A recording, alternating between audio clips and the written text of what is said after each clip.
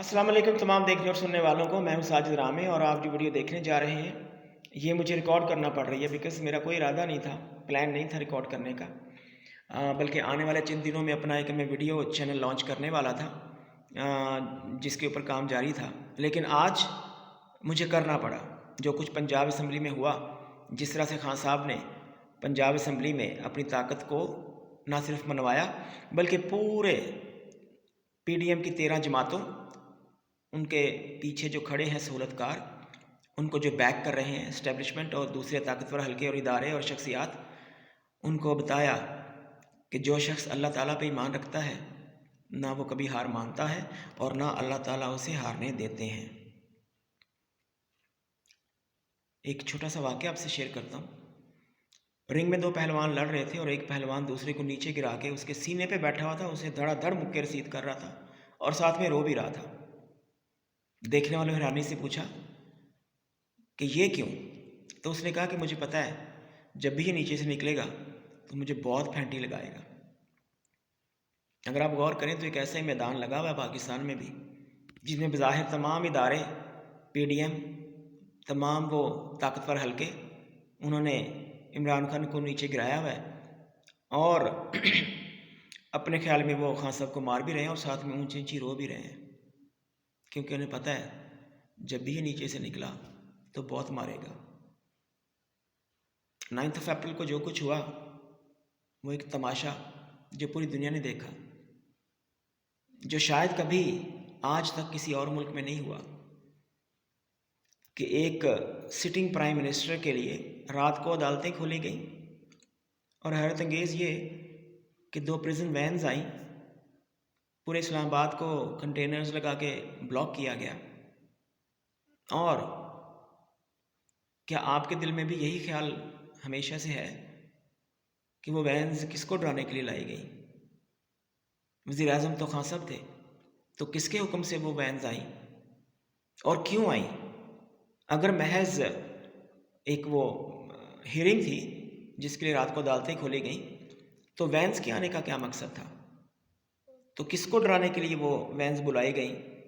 एनीहो, वो एक ऐसा तमाशा है जिसकी वजह से आज हम ना सिर्फ जलील हो रहे हैं बल्कि अब तो पाकिस्तान एक ऐसी नहज पे पहुंच चुका है कि आने वाले किसी भी दिन कुछ भी हो सकता है। और तमाम पाकिस्तानी ना सिर्फ परेशान हैं बल्कि वो हैरत से देख रहे हैं कि ये सब क्या हो रहा है और करने वालों ने अब तक कोई सबक क्यों नहीं सीखा, तौबा ताइब क्यों नहीं हुए। और एक कॉमन सेंस है, मैं अक्सर सोचता हूँ कि ठीक है आपने एक फ़ैसला किया, खान साहब को आपने निकाला, लेकिन जब आपने देखा कि अवाम ने इस फ़ैसले को मानने से इनकार कर दिया है, तो ये मुल्क 22 करोड़ पाकिस्तानियों का है, तमाम इदारे इसके दम से हैं, इसके टैक्सेस पे चलते हैं पलते हैं। तो फिर जब अवाम ने तस्लीम करने से इनकार कर दिया तो क्या हर्ज था कि आप भी तस्लीम कर लेते कि आपने गलत कैलकुलेशन की, आपकी कैलकुलेशन में कोई कमी रह गई, तो उस गलती को मानने में तो कोई हर्ज नहीं था। और जिसको आप झुकाने में लगे हुए हैं, अगर अल्लाह ताला चाहता है कि वो किसी के सामने ना झुके तो क्या हर्ज है आप खान साहब के सामने ना झुकें, उस ज़ात के आगे झुक जाएं और अपनी गलती की माफ़ी मांग लें।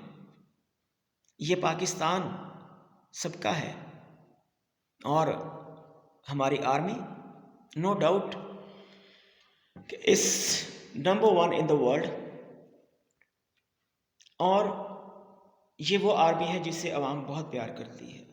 अवाम का एक रोमांस है अपनी आर्मी के साथ।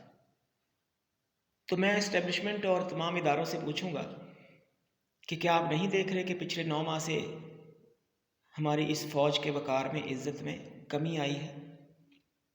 लोग इसको जिस निगाह से, जिस प्यार से देखते थे उसमें कमी आई है।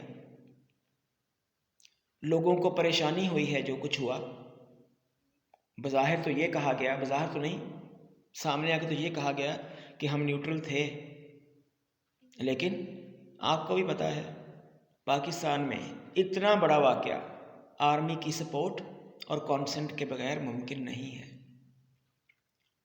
और यकीन करिए, मान भी लें कि अगर आप न्यूट्रल थे, तो अगर अब की बार आप ये जो तहरीक अदम एतमाद पेश की गई थी उसको नाकाम बनाने के लिए अगर आप इंटरफेयर करते تو آپ یقین کریں اس سے بڑی نیکی آپ پاکستان کے ساتھ اور کوئی نہ کرتے، اور عوام آپ کو سر آنکھوں پہ بٹھاتی، اور first time in the history of Pakistan عوام خوش ہوتے اور عوام آپ کی بیک پہ کھڑے ہوتے کہ آپ نے ایک ایسا کام نہیں ہونے دیا جس میں صرف اور صرف پاکستان کا نقصان تھا، تباہی تھی، بربادی تھی۔ اور 9 ماہ میں جو کچھ ہوا ہے، تباہی اور بربادی تو بہت چھوٹے سے الفاظ ہیں۔ خان صاحب کے آنے کے بعد جس طرح پاکستان کی عزت و وقار میں اضافہ ہوا، جس طرح بیرون ملک پاکستانی خوش تھے، اور جس طرح وہ ایک سینہ تان کے چلتے تھے، آپ یقین کریے ان کے خیالات اگر آپ سنیں تو آپ شاید روئے بغیر نہ رہ سکیں۔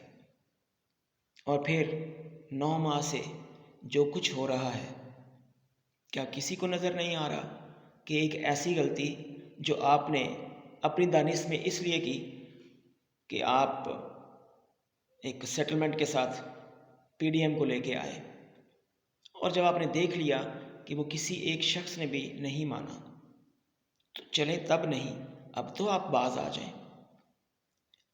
ایک شخص کے سامنے تمام ادارے پی ڈی ایم کی 13 جماعتیں کھڑی ہیں، اور وہ ان تمام سے اکیلا لڑ رہا ہے اور بھرپور لڑ رہا ہے، اور لوگ کہتے ہیں کہ خان صاحب کو سیاست نہیں آتی۔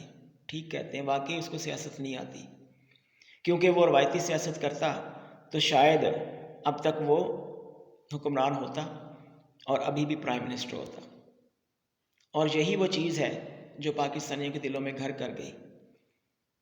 اس نے پاکستانی ٹیکس پیئر کے پیسوں سے لوٹے نہیں بنائے اپنی حکومت کو بچانے کے لیے، بلکہ سمپلی اس نے ایک ڈائری اٹھائی اور بڑے وقار کے ساتھ پرائم منسٹر ہاؤس سے چلتا ہوا باہر آ گیا، اور وہ اس کا انداز، اس کا چلنے کا سٹائل، وہ ایک اعتماد، آپ یقین کریے وہ ایک ہارے ہوئے شخص کا نہیں تھا، کیونکہ ہارا ہوا شخص کبھی بھی مسکراتا ہوا نہیں نکلتا میدان سے، رنگ سے۔ تو وہ جو اعتماد تھا وہ اب تک قائم ہے۔ میں آخر پہ اپنی اسٹیبلشمنٹ سے اور ان تمام مقتدر حلقوں اور لوگوں سے بڑے پیار سے ریکویسٹ کروں گا، منت کروں گا کہ خدا را ابھی آپ تسلیم کر لیں کہ اللہ تعالیٰ کو یہ گوارا نہیں ہے کہ وہ شخص ہارے جو ہمیشہ اپنی تقریر ایاک نعبد و ایاک نستعین سے شروع کرتا ہے۔ وہ نہیں چاہتا کہ یہ شخص ہارے، تو آپ کیسے ہرا سکتے ہیں اس کو؟ اینی ہو، بہت سی باتیں ہیں جو آنے والے ویلاگز میں انشاءاللہ آپ سے کیا کروں گا۔ اب تک کے لیے اتنا ہی۔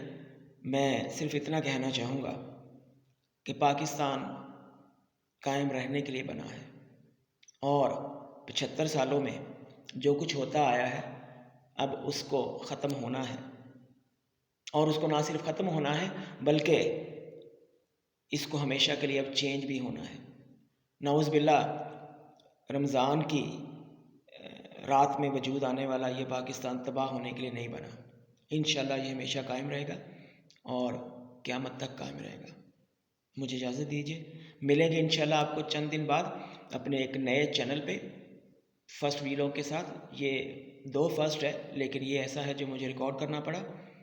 اجازت دیجیے، پاکستان زندہ باد، اللہ حافظ۔